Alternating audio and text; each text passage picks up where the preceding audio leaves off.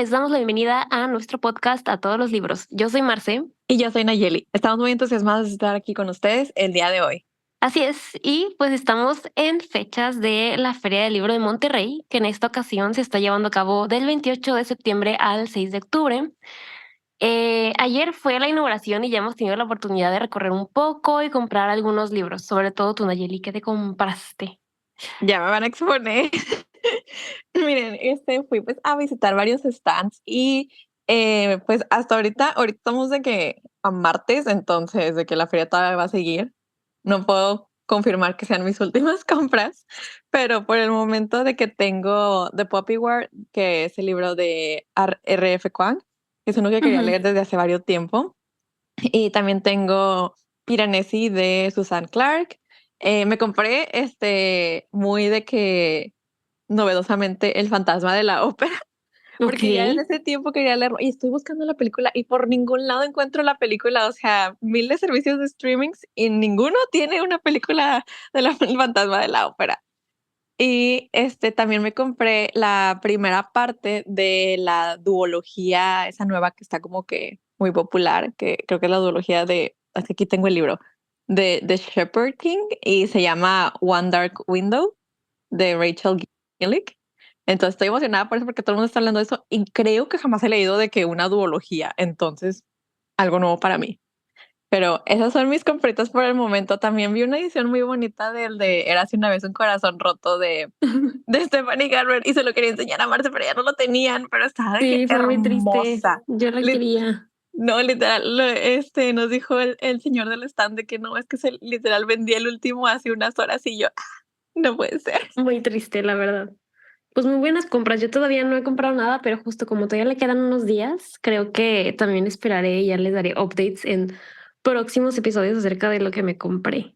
Exacto. Entonces, o sea, todavía tenemos toda oportunidad de ir y comprar. Bueno, quién sabe si Pues, cuando salga este episodio todavía esté pasando la feria, pero espero, si no, espero que ya hayan tenido oportunidad de ir y sus se hayan al menos, compritas. sí, o al menos de que recorrido o ir a algún evento que tuvieron.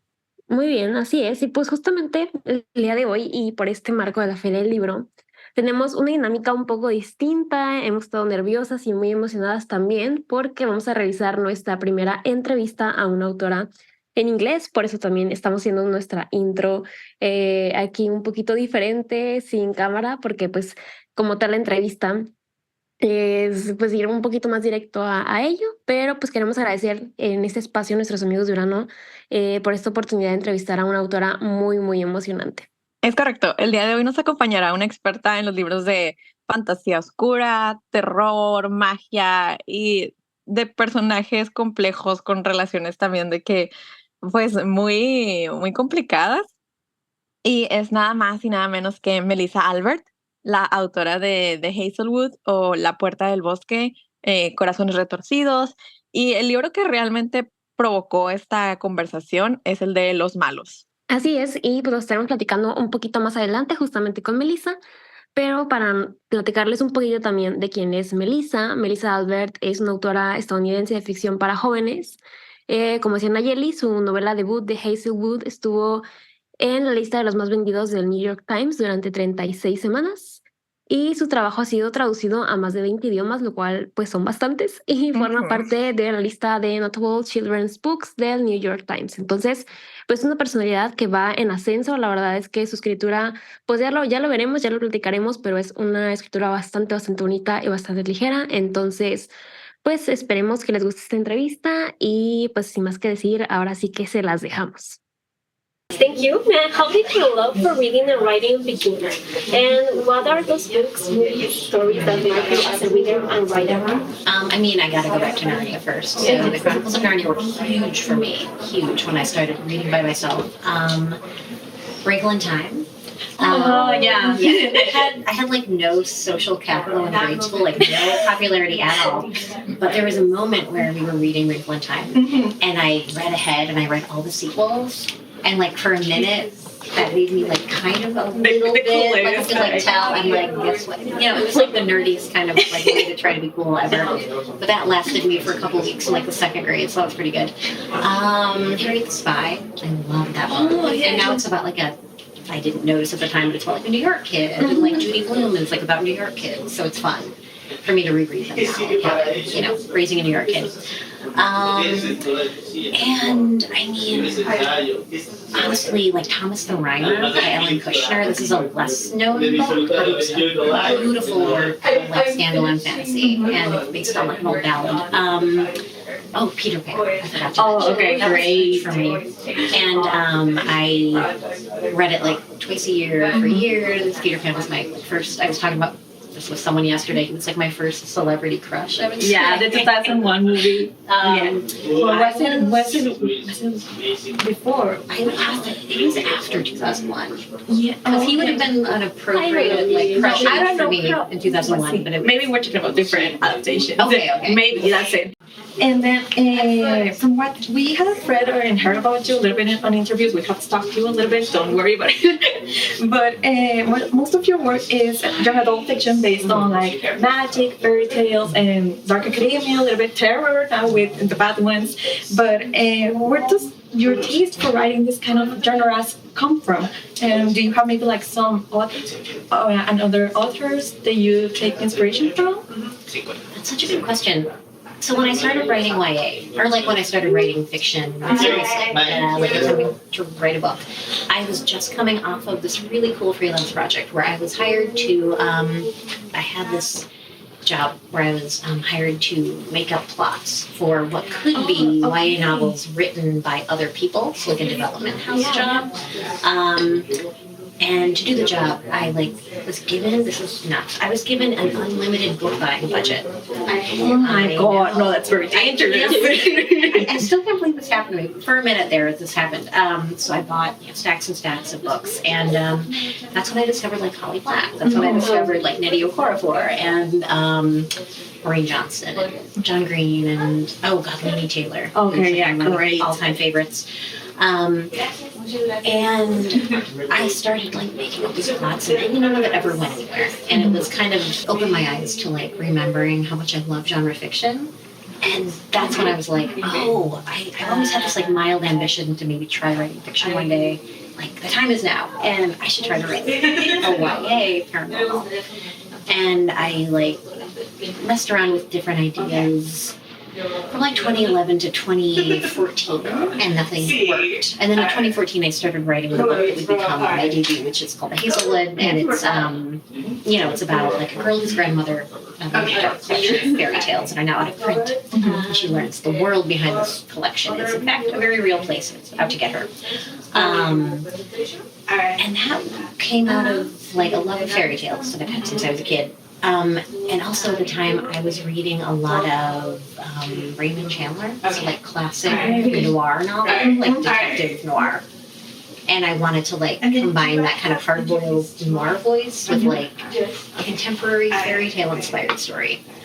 And that's where it started. And then when I was writing it, I had this intention to make it kind of like a really like fun and kind of glittery type book.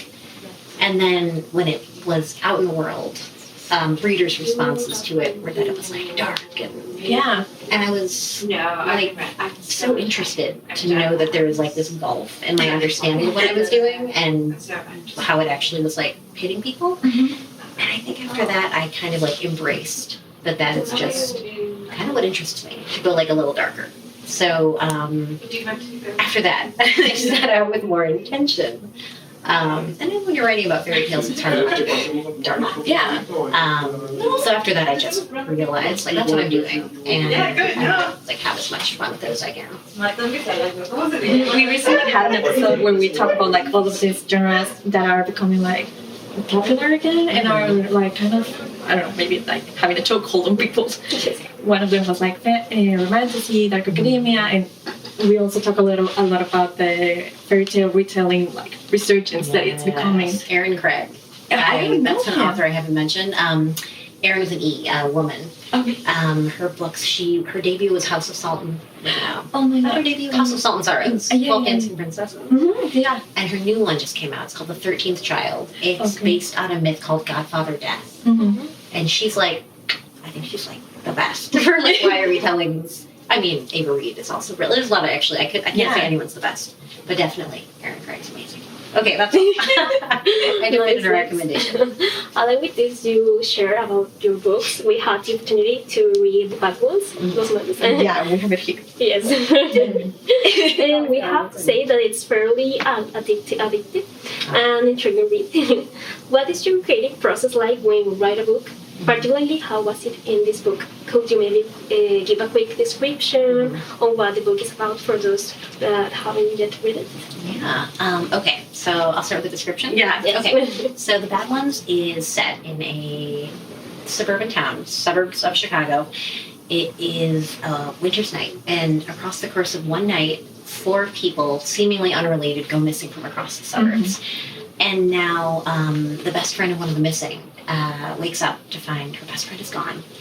And they have been recently estranged. So she is trying to discover where her best friend has gone, what her life was like in the time that they were estranged, whether she is a victim or a perpetrator, how she's connected to these people.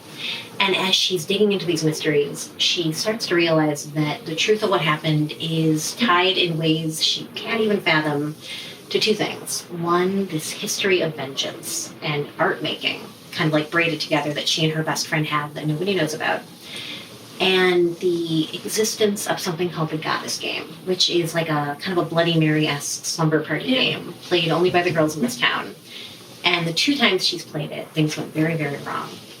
And she has to kind of figure out, on top of everything else, the origins of the Goddess Game, because that's going to answer the question of where her best friend is gone. So that's a description. What was the other half of the question? Yes. I like to talk to. What is your creative process when you are writing the book? I'm really interested. Okay, so I've gotten a chance a few times to talk to teen writers. Not as many as I'd like, but it's happened a few times. And the thing that I always try to impress on them is the thing that I didn't know when I was like a teenager wanting to be a writer, which is that I used to think when you sat down to write a book, you had to have this huge, amazing idea, and that it had to be like good enough to like fill, 80,000 words or whatever. And you had to like kind of know everything. And I've realized that actually a book can grow out of a seed that is like shockingly tiny. So like this book grew out of the idea of the prologue, like the seeing the prologue is, the 4 people going missing. And we know in prologue that something very bad and probably supernatural, spoiler alert, yes, supernatural is going on. It's happening. And in my head, I saw it as like looking very cinematic. And like for me, like a lot of my memories are tied in with like what the suburbs look like at night in winter, where it's like, quite depressing. But in my head, it was like this kind of cinematic, like moving narrative eye. And I was like, oh, like I know I want to write this sequence, but like I want to write a whole book to justify it. What would that book look like? So it took me a long time to figure out like everything else. And then as I wrote, like things I was interested in, like little pieces came. So like the idea of a pantheon of goddesses created by girls. I had wanted to do something like that for a while. I love that moment in a friendship when you've got 2 kids and one is still a kid and one is the same age but totally growing up like into the future. And that like friction, because I was the kid who was back here while my friends were like racing ahead. So, as I worked, all these different kind of things that I was already interested in kind of wove themselves into the book. But yeah, it started with like that really like small thing that I wanted to do. I really love the prologue because it really reminded me, and I saw it really cinematic, so you nailed that. It reminded me a lot of Jennifer's Body, like a little bit like the vibe. I thought I was like, where are we going? And like the suburban thing and everything. So yeah, that's what I imagined. So it was really bloody and everything in my head. I know I have to see Jennifer's Body. You haven't seen it? Oh my god. I saw her new one, Lisa Frankenstein. Oh yeah. It was out like the week the Bad Ones came out, or Los Malos came out, and I was like, on my release day, I'm gonna like sit in a movie theater and watch a scary movie. So it was like perfect timing. Great. Yeah. Well, that's what it really reminded me I have of. to see it. Okay. Do you have a different, this is kind of like tied in the same question, do you have a different process for each book that you write, or is it like maybe like the same kind of steps? I think they say like every book you write, you have to like learn how to write that book. So like every time it's like different in how it plays out, and that's true. But I would say the like environment I create to like do the attempt is pretty similar, and it's pretty low key. Like my process is I just want to be like alone in a room in my apartment with like coffee, and it's best if I start by like between 9 and 9:30 in the morning. I'm definitely a morning writer. I start to like rot if I haven't started by 11. I start to feel like the day is dead to me. Like it's just like this feeling, you like feel the turn. But I have a new thing I'm trying, which is writing at the library. Okay. It's like a wild ride because it's like the Brooklyn Public Library. So there's always like a character. Like there's a guy there's like big signs that are like no food by the computers, and like every day he like unwraps a giant bagel sandwich and like puts on, I don't know, old clips of Letterman, and it's like there's a lot of it's like a real motley crew of Brooklynites and me. And some days it's awesome and productive, and some days someone just like puts on talk radio in like the quiet section, and then you have to leave. But that's good because here's my new trick. I don't know, for anyone who's like a writer and is having trouble blocking out internet, I don't just turn my Wi-Fi off. I colored a piece of paper black and like I taped it over the whole bar. Okay. So I can't turn the Wi-Fi back on unless I peel that away, which that step would be so shaming to me if I like scrambled it away like an animal. So that keeps my Wi-Fi off because I needed to take that step. And that's why I started going to the library, because I was in this loop where I'd be like, what colors are Nissans? Because I think my character drives one. Any excuse to turn on the internet. And then once you're on it, you're in trouble. So my process is running away from the internet in any way I can. I think that's a great advice for anything that we want to be productive in. I agree. I also, like in the book, you focus on a lot of different subjects, but I think the one that binds it all together is the friendship in the middle of it between Nora and Becca. And you were mentioning like how you saw like there is this person that is maybe still focused on the childhood aspect and like the magic that they created, but then the other person is already going like thinking about next steps in life and everything. And but it is kind of described as a toxic friendship. Yeah. And we can see, I think, like flashes of it, and maybe even things that Nora didn't even notice herself at first. Right. But how do you create this kind of bond between them that it feels organic, but at the same time kind of painful to realize? I think the key, because neither wants to hurt the other. Yeah. But there is this there's this absolute rift in their experience, because Becca has had a tragedy befall her that has made Nora her only constant. Yeah.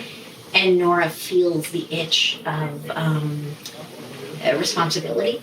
And like, as we all know, in any relationship, if it's like unequal, that's just gonna poison the well in one way or another if you're not like talking about that kind of like unequal balance of power. So there's like an unequal balance of power toward Nora, but then on the other hand, Becca's the more powerful personality. Becca has the stronger ideas about what they should be doing. She's more punitive when crossed. Nora, you could see, would maybe like laugh things off because she has a little more resilience, because she has like a rich home life, a loving home life. So it's that uneven ground and that like power play that they're not even totally aware they're playing.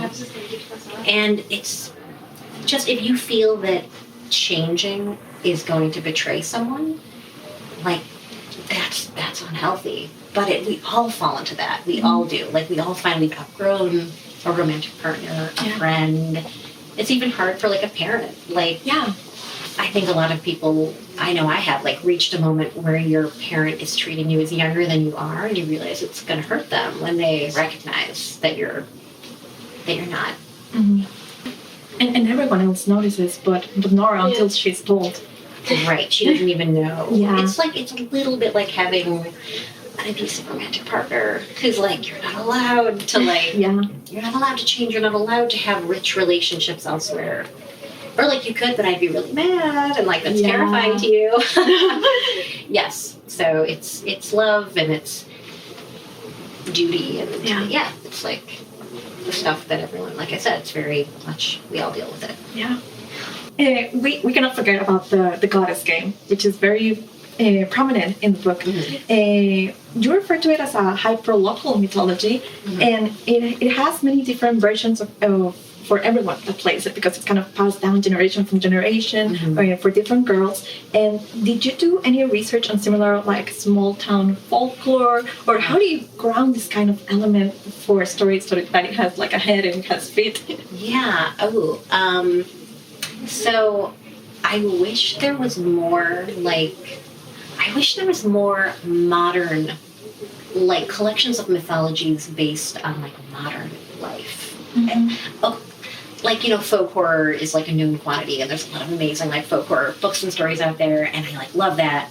And this feels kind of like, what if folk horror but contemporary suburbs? And like I want more of that. I don't know that I was able to find any resources like primary sources that would have told me about like existing mythologies for like contemporary or like recent, like past 50 years type history.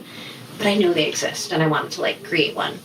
I did, however, research a lot of superstitions, because I find it really interesting how, going back, way back before like a lot of things were known about how the world and the body, etc., actually worked. I think it's so interesting how people would create superstitions to like give meaning or shape to like the most mundane and uncontrollable things, like how many birds land in a tree, famously.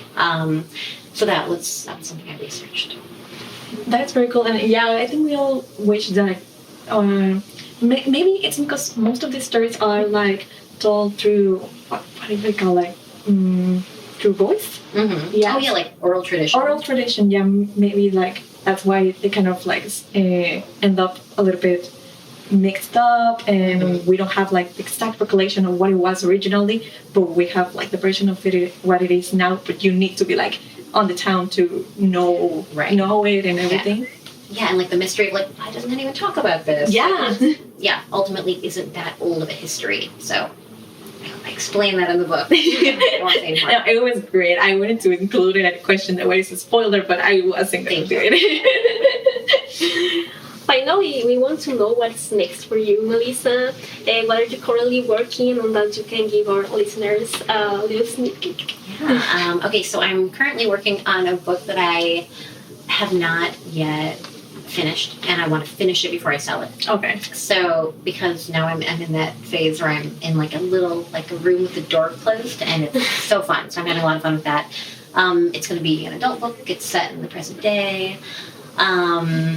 But there's like all the things I like love. So there's like scary, dangerous art and invented book series and kids books that are like scarier than you remember, which is the best kind of kids book, and fandoms and complicated family relationships and a haunted house. A lot of fun stuff. Okay. Yeah. So I'm having like so much fun, but I can't talk about it yet. Okay, yeah. But you are like, I love your exploration of different genres and different folklore. That's like, I think, a little bit of a staple for you, and I love it. I feel like I like to see, I feel like mine is like sort of like an unconscious drift. I'm just like, what am I? Okay. But like, I love to see when someone does it really intentionally, and I think about Grady Hendrix. Okay, very.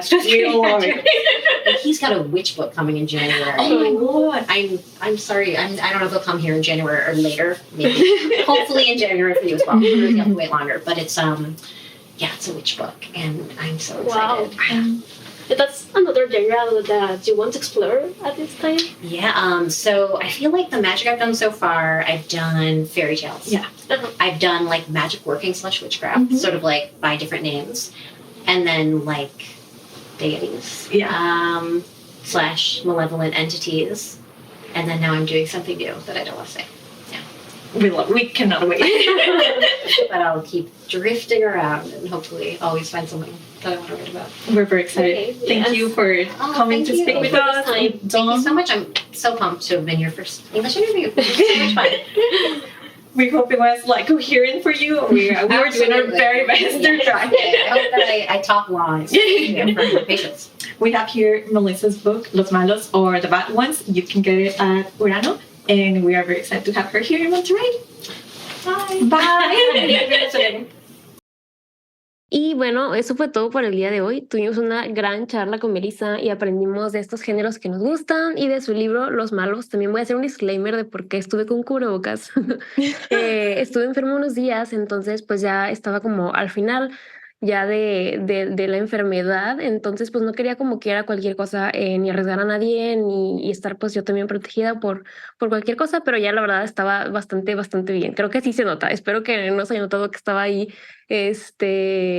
como con los rezagos de no haber descansado bien durante muchos días, pero se hizo lo que se pudo.